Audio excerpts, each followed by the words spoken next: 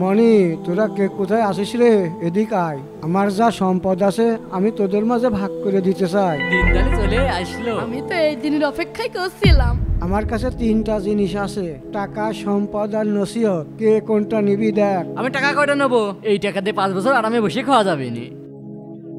এ, এ, আমি ওই সম্পত্তিই নিলাম। তুমি থাকো। এই দাঁড়া তো দেখি কি গছছে। বাবারে, ওরা তো অর্থ সম্পদ নিয়ে গেল, তুই এখন কি নিবি? বাবা তুমি আমার জন্য নসিহত করো। ওর তো চালাক মনে করতাম, কিন্তু দেখছি একেবারেই বোকা। ঠিক কয়েছেন ভাই, পাগল একটা। চলেন।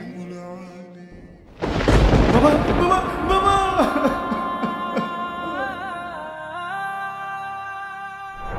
ভাই, আপনি বললেন সকালে 2টা ছেলে পাঠিয়ে দেবেন, কোথায় তারা? কোথায়? আমার কোটি টাকার কাজ পড়ে আছে, এক জায়গায় দাঁড়িয়ে থাকলে তো হবে না। হ্যাঁ ঠিক আছে, তাড়াতাড়ি পাঠিয়ে দিন।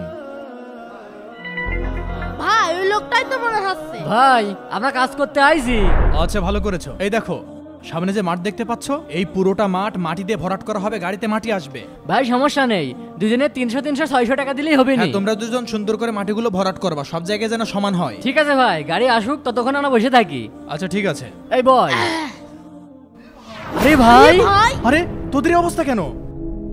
ভাই এতটা পরিবর্তন এই 5 বছরে কিভাবে সম্ভব? আমাদের কাছে তো সম্পদ ছিল, টাকা ছিল, তোমার কাছে তো কিছুই ছিল না। আসলে আমি যখন বাড়ি থেকে বের হই আমার পকেটে একটা পয়সা ছিল না, কিন্তু আমার সাথে একটা জিনিস ছিল, সেটা হলো বাবার নসিহত। ভাই বাবা কি নসিহত করেছিল? বাবা, জীবনে যাই হয়ে যাক 5 ওয়াক্ত নামাজ ছাড়বি না।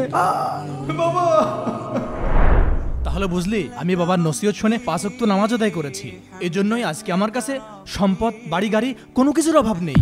ভাই আমরা ধন সম্পদ বেছে নিয়েছিলাম, আর তুই বেছে নিয়েছিলি বাবার নসিহত। আজকে বুঝে গেলাম ধন সম্পদ কোনো কাজে আসে না, কিন্তু বাবা মায়ের নসিহতটাই সবচেয়ে বেশি কাজে আসে। ভাই প্রিয় দর্শক, ভিডিওটি ভালো লাগলে অবশ্যই লাইক করবেন।